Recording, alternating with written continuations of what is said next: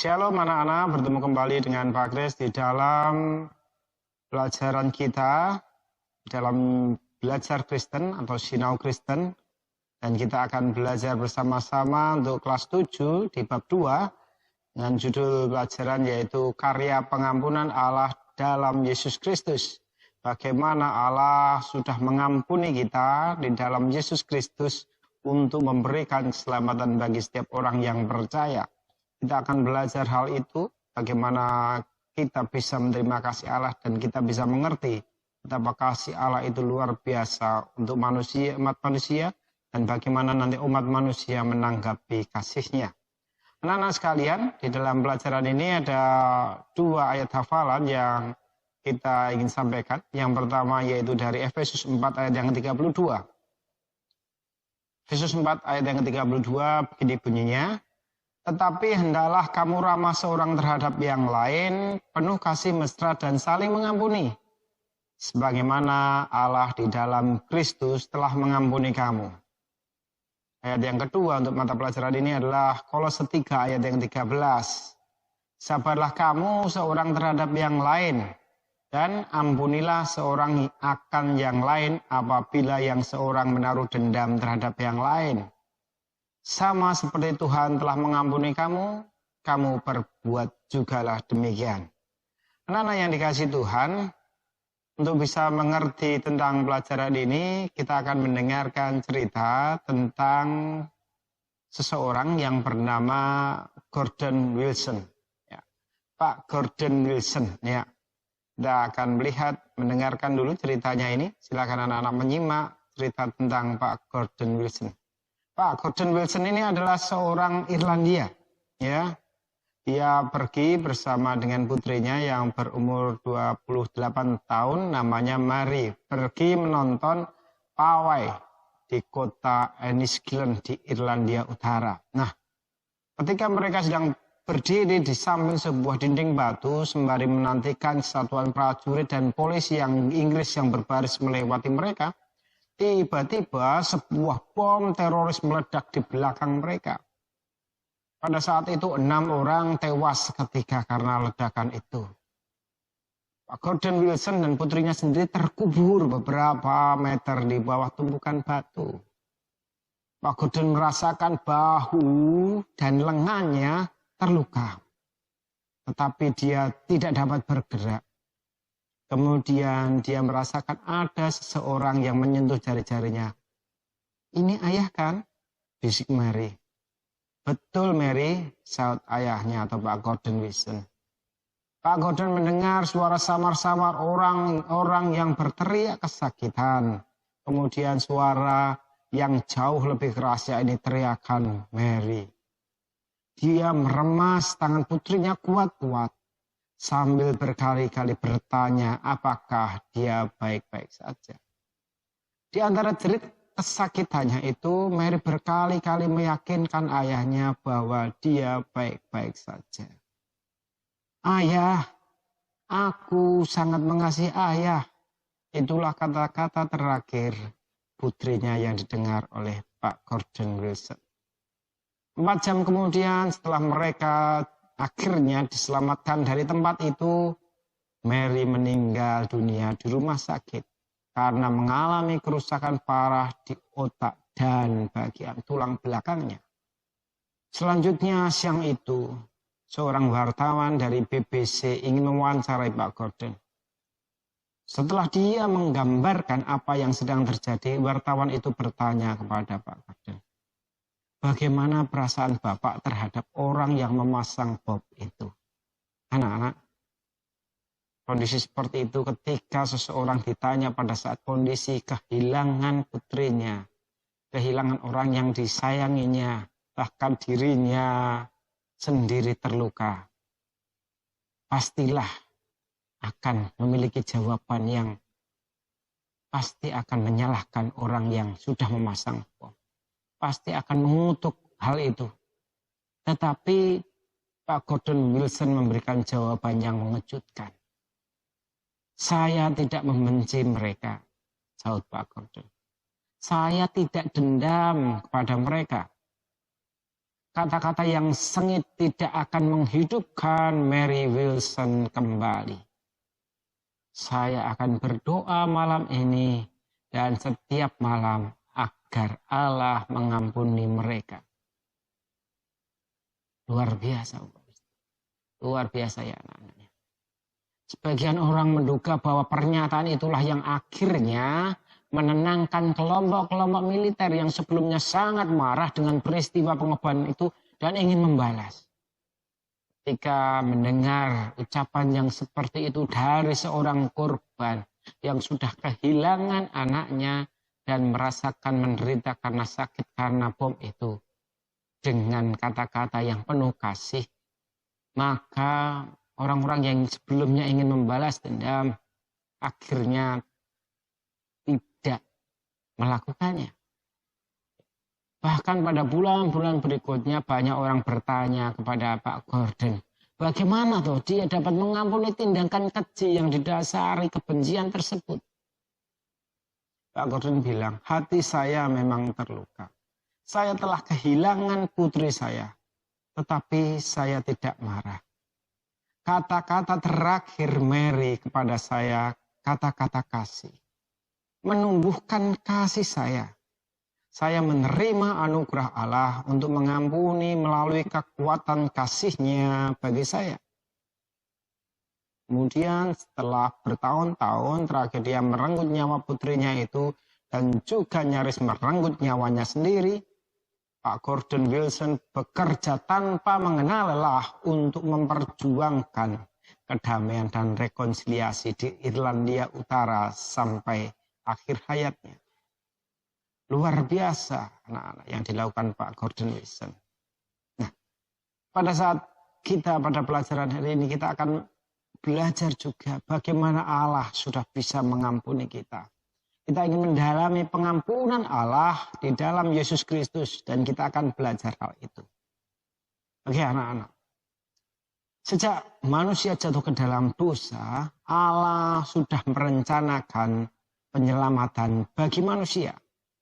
Hal itu terbukti melalui peristiwa air bah di mana Allah memusnahkan bumi dan seluruh isinya, namun menyelamatkan satu keluarga yang hidup menurut ajarannya. Nuh dan keluarganya serta tumbuhan dan hewan berpasang-pasangan yang ada bersama mereka diselamatkan oleh Allah. Peristiwa air bah itu juga membuktikan bahwa kejahatan manusia sangat menyakitkan Allah. Manusia berbuat jahat dan itu membuat Allah murka, membuat Allah marah. Namun Allah yang murka dan marah itu tetap mengampuni dan menyelamatkan manusia yang hidup benar di hadapannya. Allah tidak pernah berhenti melakukan karya penyelamatannya dari dahulu sampai saat ini hingga masa yang akan datang. Nah, anak-anak, dari hal ini kita bisa ngerti betapa pengampunan Allah itu luar biasa. Nah, sehingga ketika kita bisa mengerti akan hal ini, Allah yang sudah merencanakan pengampunan untuk kita, merencanakan untuk penyelamatan manusia, ya kita akan belajar. Mengapa toh? Tuhan Yesus harus datang ke dunia untuk mengampuni dan menyelamatkan manusia. Mengapa Tuhan itu harus menderita untuk kita? Ya, itu suatu pertanyaan yang kadang-kadang orang tidak habis pikir. Apa ada Allah yang mau seperti itu? Apa ada orang yang mau menderita untuk orang lain yang sudah berbuat jahat terhadap dirinya? Itulah Allah kita yang luar biasa. Nah, berikut ini ada beberapa alasan Allah mengutus Yesus ke dalam dunia. Allah mengutus Yesus turun ke dunia. Ada 3 hal yang menjadi alasan mengapa Allah mengutus Yesus ke dalam dunia. Yang pertama, alasan yang pertama adalah karena Allah mengasihi manusia. Seberapa besar pun kekecewaannya terhadap manusia, seberapa pun kekecewaan Allah terhadap manusia, hal itu tidak mengurangi cintanya yang begitu dalam bagi manusia. Allah mengasihi semua ciptaannya dan dia selalu memberi kesempatan ciptaannya manusia ini bertobat dan kembali kepadanya. Walaupun manusia banyak melakukan dosa, Allah tetap menginginkan manusia bisa kembali kepada Dia dalam kondisi yang baik, dalam kondisi di mana manusia bisa hidup bersama dengan Dia, dalam kondisi manusia kembali lagi bersamanya. Ya. Oleh sebab itu diharapkan manusia bisa hidup benar di hadapan Allah, supaya manusia tidak hidup secara daging, supaya manusia tidak hidup secara duniawi, supaya manusia tidak mementingkan apa yang ada di dalam dunia, berbuat yang jahat, manusia yang ingin melakukan yang jahat, tetapi Allah tetap ingin manusia itu kembali kepadanya untuk hidup benar. Setiap perbuatan manusia di mana mereka ingin selalu berbuat jahat, sebetulnya Allah sedih. Allah lebih mengasihi manusia daripada murkanya. Allah tidak mendahulukan murkanya untuk manusia, tetapi Allah lebih mendahulukan kasihnya kepada manusia. Allah mengharapkan manusia bisa hidup di dalam roh. Ya, seperti Rasul Paulus katakan, kita manusia jangan hidup di dalam daging ragi, tetapi hiduplah oleh roh. Ya, karena keinginan daging akan membawa manusia ke dalam kebinasaan. Sebaliknya, keinginan roh membawa pada keselamatan. Hidup oleh roh artinya hidup yang dipimpin oleh roh dan hidup menurut perintah Allah. Jadi kalau seseorang hidup oleh roh artinya dia bisa dipimpin oleh roh dan hidup menurut perintah Allah. Dan orang-orang yang hidup menurut perintah Allah adalah orang-orang yang dikasihi Allah. Allah menginginkan hal itu. Karena Allah begitu mengasihi manusia supaya manusia bisa kembali kepadanya. Itu hal yang pertama, karena Allah mengasihi manusia. Yang kedua, mengapa Allah mengutus Yesus ke dalam dunia? Karena Allah Maha Pengampun. Ya. Allah mengampuni manusia. Seberapa jahatnya manusia, asalkan manusia itu bertobat, Allah tetap mengampuninya. Suatu saat ketika Yesus ditanya oleh murid-muridnya, Tuhan, berapa kali aku harus mengampuni orang yang bersalah kepadaku, orang yang menyakitiku? Ya, Tuhan Yesus mengatakan 70 kali 7 kali. Artinya apa? Artinya pengampunan itu tidak terbatas.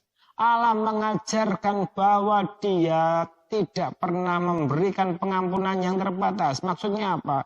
Kalau kamu salah sekali, 2 kali, 3 kali, 4 kali, 5 kali, bahkan 50 kali pun kamu sudah tidak bisa masuk surga lagi. Tidak. Tetapi Allah mengajarkan sejahatnya manusia, asalkan kamu mau bertobat, kamu tetap diterima. Kamu tetap diampuni. Wah, luar biasa. Ya, itulah yang ingin Allah katakan kepada manusia. Bahwa Allah mengampuni kita. Seberapa jahatnya kita, seberapa rusaknya kita, asalkan kita mau bertobat. Ya, jangan pernah berpikir Allah itu seperti orang yang memberikan, aku sudah disakiti terlalu dalam dan kemudian Allahnya ini hanya beberapa kali nggak bisa mengampuni. Tidak, Allah kita Allah yang luar biasa, Allah yang memberikan pengampunan yang luar biasa. Lihatlah kepada Yesus. Ya, walaupun dia dianiaya, Tuhan Yesus tetap mendoakan orang yang menganiaya dia.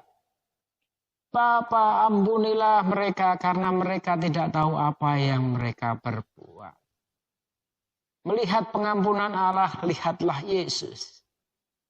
Melihat pengampunan Allah, ketika kita melihat pengampunan Yesus, maka kita akan berkata, oh benar, memang ada pengampunan. Memang ada pengampunan itu. Pengampunan itu tanpa syarat.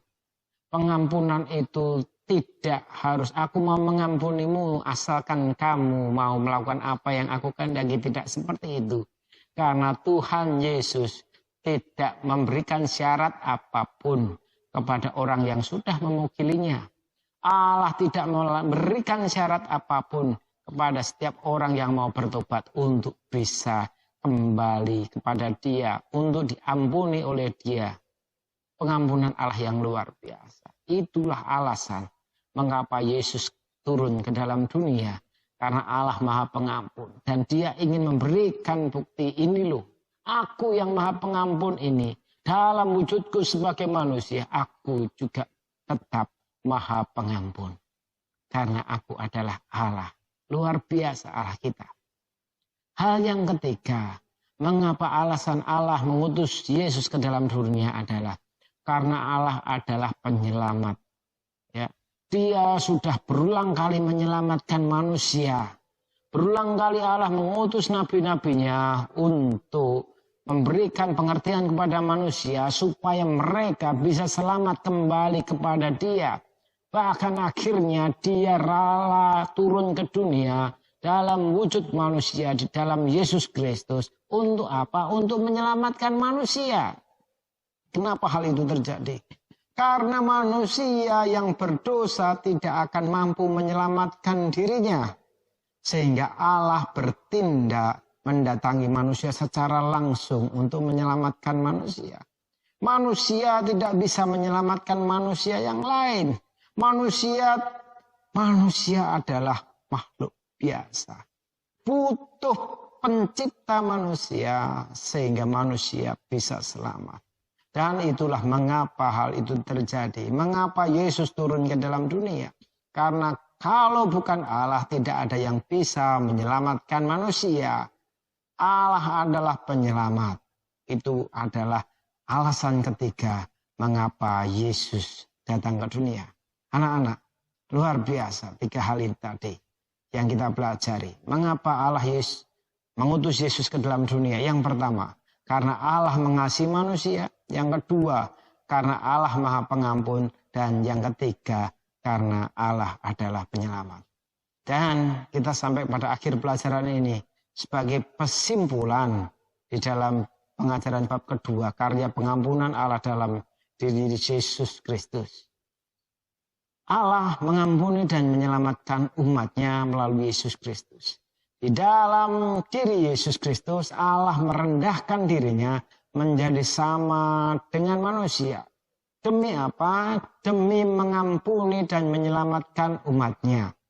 Allah adalah Allah yang Maha Pengasih dan Maha Pengampun. Berulang kali manusia menyakiti hatinya, berbalik dari jalannya, namun Allah tetap mengampuni dan menyelamatkan manusia. Pengampunan Allah memberikan kekuatan bagi tiap orang percaya untuk terus berjuang dan mempertahankan iman dan percayanya. Marilah anak-anak, datang kepada Dia. Apabila kalian banyak melakukan kesalahan atau dosa atau pelanggaran, pandang Allah kita yang Maha Pengampun. Jangan takut untuk datang kepada Dia. Karena pengampunan Allah tidak terbatas bagi umatnya. Pengampunan Allah tidak terbatas bagi kalian semua. Rasakan kasih-Nya, rasakan pengampunan Allah dalam hidupmu. Dan biarlah hidupmu dipenuhi sukacita. Karena kita hidup bersama-sama dengan Allah. Merasakan damai sejahtera Allah. Karena kita orang yang dibebaskan dari dosa-dosa kita. Haleluya. Biarlah pelajaran yang kedua ini menjadikan kita semangat kembali untuk hidup benar. Kita yang sudah ditebus oleh Allah. Kita yang sudah diampuni. Kita dekat dengan Tuhan. Karena Tuhan mengasihi kita. Amin. Haleluya. Tuhan memberkati.